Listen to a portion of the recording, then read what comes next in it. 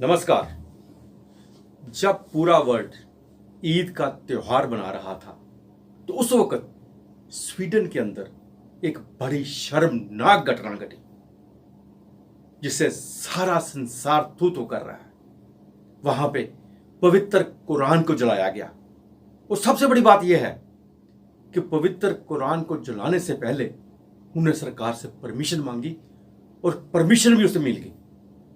ये सब क्या हुआ, इसके बारे में हम जानकारी लेते हैं ब्रिगेडियर विजय सागर जी से।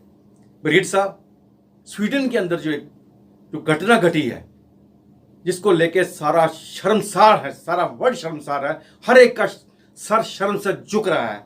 पवित्र कुरान को जलाया जा रहा है, क्या है वो सब?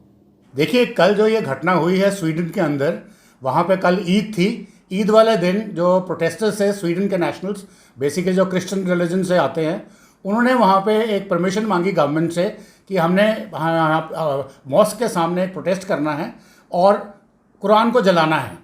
कुरान जो मुसलमानों की होली बुक है, एक कुरान शरीफ है, उसको उन्होंने बर्न करने की परमिशन मांगी गई। ऑब्वियसली गवर्नमेंट ने ये परमिशन नहीं देनी थी, तो स्वीडन की गवर्नमेंट ने उस परमिशन को मना कर दिया।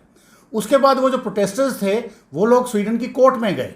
कोर्ट ने परमिशन दे दी। कोर्ट ने ये बोला कि इस प्रोटेस्ट के बाद जो भी इसकी सिक्योरिटी इम्प्लीकेशंस होंगी वो इतनी ग्रेव नहीं हैं कि उसको हम इस प्रोटेस्ट को रोकें, इसलिए आप इसको प्रोटेस्ट को कर सकते हैं। तो एज ए रिज़ल्ट जो पुलिस थी वहाँ के स्वीडन की, उनको वो परमिशन देनी पड़ी और उसके बाद ये एक वाक़या था, इसको अंजाम दिया गया, जो मेरे ख़्याल में एक बहुत ही शर्मनाक बात है और बहुत ही बेवकूफ़ानी बात है और बहुत ही प्लूरलिज्म के जो नियम हैं उनके अगेंस्ट है।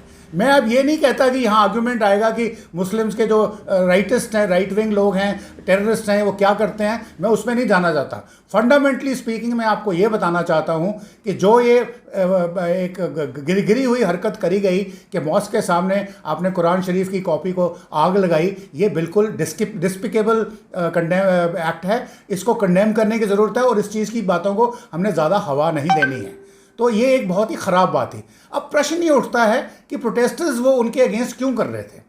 बेसिकली ये जो कर रहे थे, ये कर रहे थे अगेंस्ट तुर्की के अगेंस्ट। तुर्की के जो हुक्मरान हैं या वहाँ के लोग हैं वो मुस्लिम रिलीजन से आते हैं, तो उनके अगेंस्ट ये प्रोटेस्ट हो रहा था क्योंकि वो स्वीडन का जो बिड है नेटो में ज्वाइन करने का, उसके लिए रेकमेंड नहीं कर सकते थे।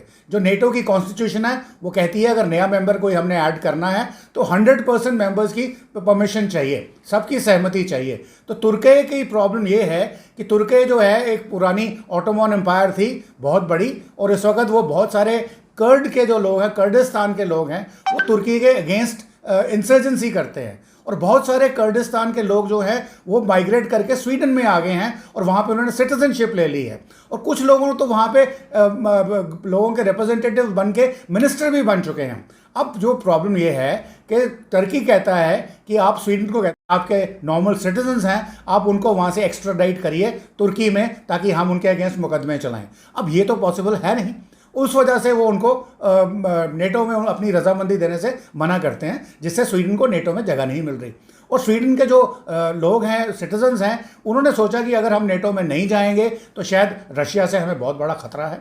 आज के बाद, आज नहीं होगा, मे बी ईयर्स लेटर होगा, तो वो चाहते हैं कि नेटो ज्वाइन करें। अब तुर्की चूंकि उनका नेटो बिड ब्लॉक कर रहा है, तो तुर्की के अगेंस्ट उन्होंने अपना गुस्सा दिखाने के लिए ये एक शर्मनाक घटना को अंजाम दिया है। परंतु मेरा ये मानना है कि अगर उनकी लड़ाई टर्की से है तो ठीक है, वो अपनी जगह पे है, परंतु आप ये करके दुनिया भर के रिलीजन्स को बदनाम क्यों कर रहे हैं, या एक रिलीजन को नीचा दिखा के बाकी रिलीजन्स को क्यों बदनाम कर रहे हैं। तो कल को ये बात किसी और रिलीजन के अगेंस्ट भी आ सकती है, तो फिर सारी दुनिया एक दूसरे के रिलीजन के अगेंस्ट उनकी जो होली बुक्स है उनको जलाती नजर आएगी। तो ये कोई लॉजिक है क्या? तो इस चीज़ पे, इस बात पे कहना चाहिए।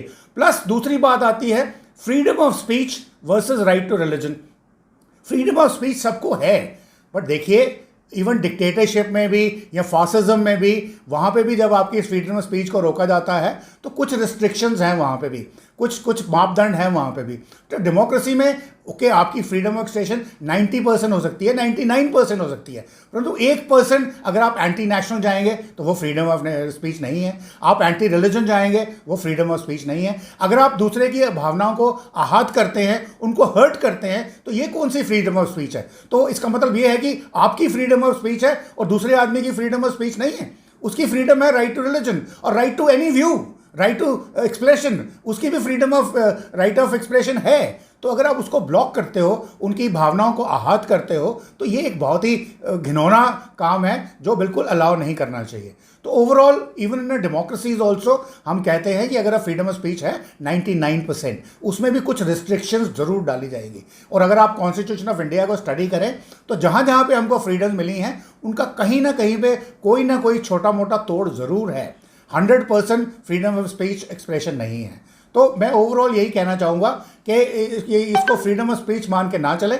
और दूसरे भड़काऊ बयान, जैसे कल आपके फारूक साहब ने भी बोला है कि अगर यूनिफॉर्म सिविल कोड लागू हो गया तो ये हो जाएगा वो हो जाएगा, तो इस चीज़ों की बातों की ज़रूरत नहीं है। अगर आपको कोई चीज़ पसंद नहीं है, आप किसी के विचार से सहमत नहीं हैं, तो आप टेबल पे बैठिए, डिस्कशंस करिए, आप उनसे मिलके या उनको कन्विंस करिए या खुद कन्विंस हो जाइए। इस किस्म के भड़काऊ बयान देना या कन्फ्रंटेशन की बात करना मेरे ख्याल में ये ठीक नहीं है।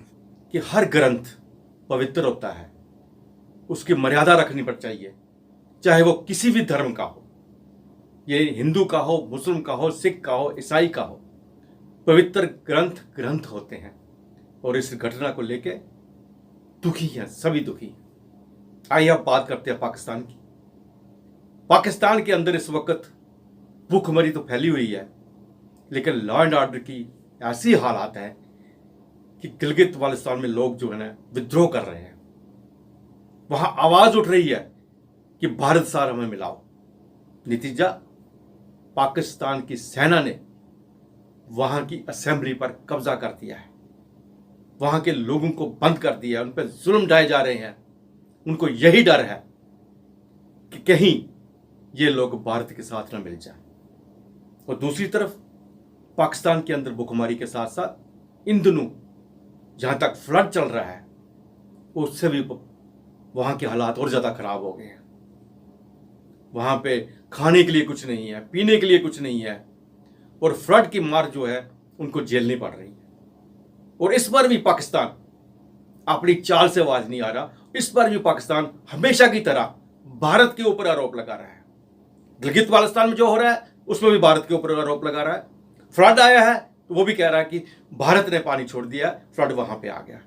ये नहीं देख रहा उसकी कंट्री में कितनी बारिश हो रही है। अगर भारत पानी बंद कर दे तो आप मर जाते हो, अगर भारत पानी छोड़ दे तो आप मर जाते हो। आपकी जिंदगी और मौत जब भारत के हाथ में है तो फिर आंख किस लिए दिखाते हो? नमस्कार।